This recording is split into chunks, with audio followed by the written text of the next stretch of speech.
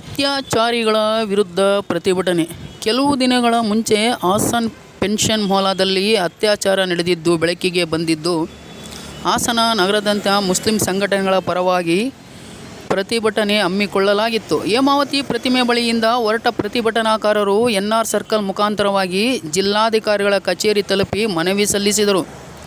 ಹಾಸನ ನಗರದಲ್ಲಿ ನಡೆದ ಘಟನೆ ಖಂಡನೀಯವಾಗಿದ್ದು, ಅತ್ಯಾಚಾರಿಗಳಿಗೆ ಆದಷ್ಟು ಬೇಗ ಗಲ್ಲಿಗೇರಿಸಬೇಕೆಂದು ಮನವಿ ಮಾಡಿದರು. ಹಾಸನ ನಗರ ಮಾದಕ ವಸ್ತುಗಳಿಗೆ ಯುವಕರು ವ್ಯಸನಿಯಾಗುತ್ತಿದ್ದು, ಆದಷ್ಟು ಬೇಗ ಜಿಲ್ಲಾಡಳಿತ ಕಡಿವಾಣ ಹಾಕಬೇಕೆಂದು ಮನವಿ ಮಾಡಿಕೊಂಡರು.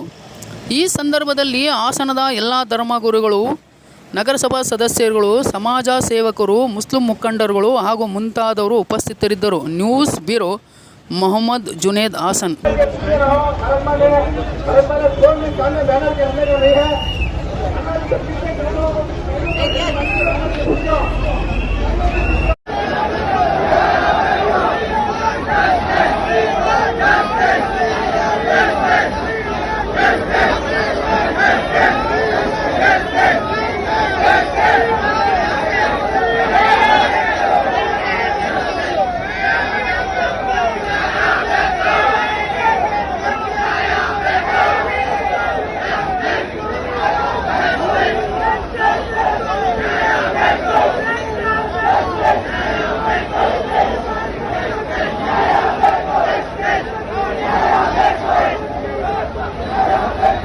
ನ್ಯಾಯ ಸುವ್ಯವಸ್ಥೆ, ಕಾನೂನು ಮತ್ತು ಸುವ್ಯವಸ್ಥೆಯನ್ನು ಕಾಪಾಡಬೇಕಾದವರು ಪೊಲೀಸ್ನವರು.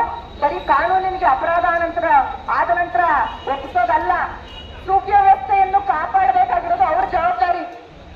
ಕಾನೂನಿನ ಸುವ್ಯವಸ್ಥೆಯನ್ನು ಕಾಪಾಡಬೇಕಾಗಿರುವಂತದ್ದು ಪೊಲೀಸ್ನವರ ಜವಾಬ್ದಾರಿ. ಹಾಗಾಗಿ ನಾವು ಎಲ್ಲರೂ ಹಕ್ಕೊತ್ತಾಯವನ್ನು ಮಾಡೋಣ. ಮುಂದೆ ಯಾವತ್ತೂ ಇಂತಹ ಘಟನೆ ನಡೆದೇ ಇರೋ ಹಾಗೆ, ಅಪರಾಧ ಎಲ್ಲಿ ನಡೀತಾ ಇದೆಯೋ ಅಲ್ಲಿ ನೀವು ನಿರ್ಬಂಧವನ್ನು ವಿಧಿಸೋ ಹಾಗೆ, ಅಲ್ಲಿ ನೀವು ಮುಟ್ಟುಗೋಲು ಹಾಕೊಳ್ಳೋ ಹಾಗೆ, ಆ ಎಲ್ಲವನ್ನೂ ಕೂಡ ಆ ಡ್ರಗ್ಗಳನ್ನ 1 ತಿಂಗಳ ಅವಧಿ ಒಳಗಡೆ ನೀವು ಇದನ್ನ ನೆರವೇರಿಸಿಕೊಡ್ಬೇಕು ಅಂತ ಪೊಲೀಸ್ ಇಲಾಖೆಗೆ ನಮ್ಮೆಲ್ಲರ ಪರವಾಗಿ ನಾವು ಹಕ್ಕೊತ್ತಾಯವನ್ನ ಮಾಡೋಣ. ಮಾಡದೇ ಇದ್ರೆ ಮುಂದಿನ ದಿನಗಳಲ್ಲಿ ನಾವು ಏನ್ ಮಾಡಬಹುದು, ಮುಂದಿನ ದಿನಗಳು ಇವತ್ತಾಗಲೇ ತೋರಿಸಾಗಿದೆ ನಾವೇನ್ ಮಾಡ್ತೀವಿ ಅಂತ ಹೇಳಿ, ಮುಂದಿನ ದಿನಗಳಲ್ಲಿ ಮತ್ತೆ ಮಾಡಿ ನಾವು ತೋರಿಸಬೇಕಾಗುತ್ತೆ. ಧನ್ಯವಾದಗಳು. ಇರ್ತಕ್ಕಂತಹ ರಾಷ್ಟ್ರ, ಇಂತಹ ರಾಷ್ಟ್ರದಲ್ಲಿ ಹಿಂದೆ ನಾವು ಬೇರೆ ರಾಜ್ಯಗಳಲ್ಲಿ ಕೇಳ್ತಾ ಇದ್ವಿ, ಈ ತರ ಅತ್ಯಾಚಾರ ಆಗಿದೆ ಅಂತ ಓದ್ತಾ ಇದ್ವಿ, ನ್ಯೂಸ್ ಚಾನೆಲ್ಗಳಲ್ಲಿ ನೋಡ್ತಾ ಇದ್ವಿ. ಆದರೆ ಇತ್ತೀಚಿನ ದಿನಗಳಲ್ಲಿ ನಮ್ಮ ಹಾಸನದಲ್ಲಿ ಇಂತಹ ಕೃತ್ಯ ನಡೆದಿರ್ತಕ್ಕಂತಹದ್ದು ವಿಪರ್ಯಾಸ್ಯ. ಇದು ನಾವು ಯೋಚನೆ ಮಾಡಬೇಕಾದಂತಹ ವಿಷಯ. ಬೆಂಕಿ ಇನ್ನೆಲ್ಲೂ ಅಲ್ಲ, ನಮ್ಮ ಮನೆ ಬಾಗಿಲ ತನಕ ಬಂದಿದೆ, ನಮ್ಮ ಮನೆಗಳ ಹೊತ್ತು ಉರಿಯುವಂತಹ ಸಮಯ ಬಂದಿದೆ.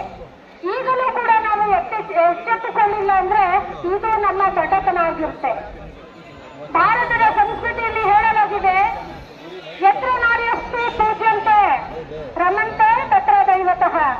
ಎಲ್ಲಿ ನಾರಿಯರನ್ನ ಪೂಜಿಸಲಾಗುತ್ತೋ ಅಲ್ಲಿ ದೇವತೆಗಳು ನೆಲೆಸ್ತಾರೆ ಅಂತ.